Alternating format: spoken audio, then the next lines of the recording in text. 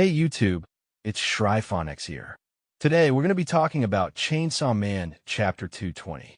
Like and subscribe for more content. Chainsaw Man versus the entire state of Michigan. Chainsaw Man Chapter 220. Yoru has acquired the power of friendship and has now transformed the entire U.S. state of Michigan into a weapon. Can this gambit succeed? Will a state of millions of human lives be sufficient to defeat Pachita? This chapter spans 15 pages. Today is Veterans Day in the United States, a fitting day for a war devil chapter.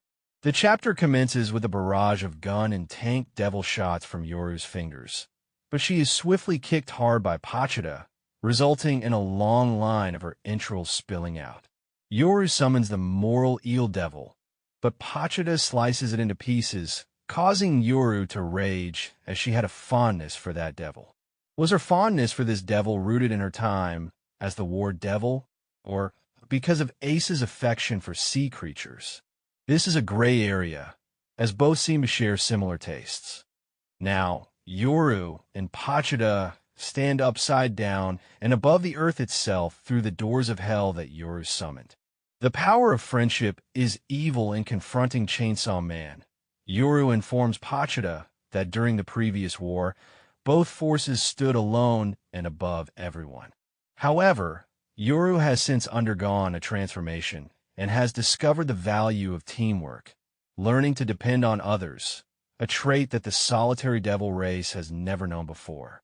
This is evident in the fact that she chose to reside within Ace's body and share it with her. By embracing humanity, Yoru has gained deeper insights into her powers as the war devil and as an individual. A dynamic reminiscent of Daishur and Jared from Power Rangers Jungle Fury, with a primary antagonist spirit. Daishur chooses to possess the human Jared. However, both individuals coexist as if they are the same person, and Daishur undergoes personal growth and experiences similar to those of the humans he intended to destroy. In a similar vein, Yoru exclaims that this dependence allowed her to value devils as a distinct culture while simultaneously criticizing the foolishness of humans. Interestingly, Yoru acquired these insights from a human, just as humans are the reason why non-primal devils even existed in the first place. Yoru stands as a refreshing departure from the typical shonen antagonists who embody the antithesis of the Shueisha core values. With this newfound understanding, Yoru calls upon other devils under her command. This suggests that among the four horsemen, Yoru is the one who directly leads devils on their own volition while also possessing the ability to weaponize them. Given that her powers are rooted in guilt, as exemplified by Ace's complex, it is evident that Yoru has formed genuine emotional connections. However, as established in Chapter 178, Gun Goddess, her conception of morality and emotion diverges significantly from that of humans, primarily due to the concept of mortality. While devils undergo transformations through reincarnation in opposing realms, the idea of death does not evoke the same level of fear that it does in humans. Only Pachita, the chainsaw devil and hero of hell, possesses the power to completely erase their existence. Although Yoru's initial attachment to the devils may not have been as profound as it is now, she possessed the charisma to lead armies of devils, uniting their forces against the unexpected threat posed by Pachita in the past. In the present, she summons them as her companions, and even though she still adheres to that devilish morality that lacks empathy, she perceives herself as a moral superior to Pachita, choosing to stand with others rather than remain alone. One positive aspect of Part 2 of Chainsaw Man, this scene feels like a callback to Chapter 84, Hero of Hell, where Pachita battled through a swarm of devils to escape hell after being sent there by the Hell Devil. However, in Part 1, Fujimoto designed the devils to resemble more monster-like, stereotypical kaiju and yokai forms that Japanese manga has seen, albeit without clear visual identity or theming. For instance, in Part 1, we encounter multiple devils that resemble actual Western or Eastern demons, complete with horns and multiple eyes, but without any clear association with a specific fear. In the first spread, most of the devils appear obscure, except for a wolf-like devil in the bottom right corner. The only devils that clearly resemble obvious fears are an insectoid devil that resembles a lobster or ant, but it remains unclear without seeing any pincers. We also encounter devils that resemble various animals, such as different types of fish. In Part 2, Fujimoto makes a notable improvement to the theme of the devils by transforming them into flesh-like beings.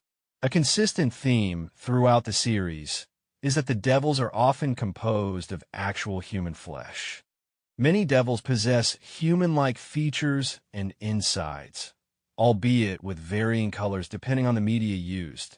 The anime primarily depicted the devils bleeding out purple blood, similar to the bat, leech, and eternity devils or human red blood. While in the Reese Arc movie, the typhoon devil spit out red blood to feed Reese, suggesting it had vomited blood it had consumed from humans.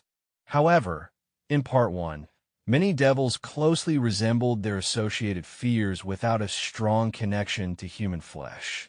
In contrast, in Part 2, virtually every devil has a piece of human innards or flesh, as evident from Fujimoto's line work, which suggests that their bodies are constructed from flesh rather than simply appearing as monsters.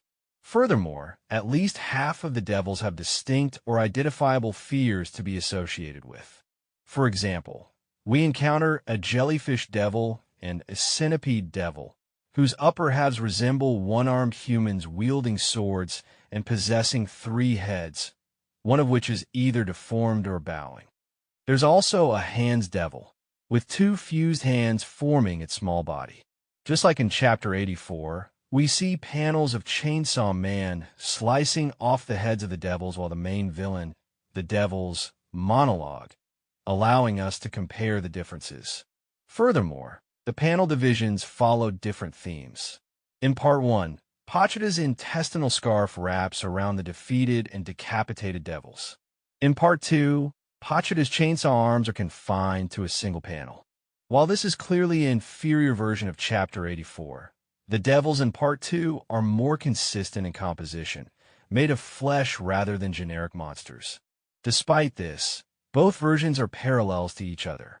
In Chapter 84, Makima fangirls over Pachita's status as the hero of hell, while Yoru looks down on the chainsaw devil and boasts about her dependence on others.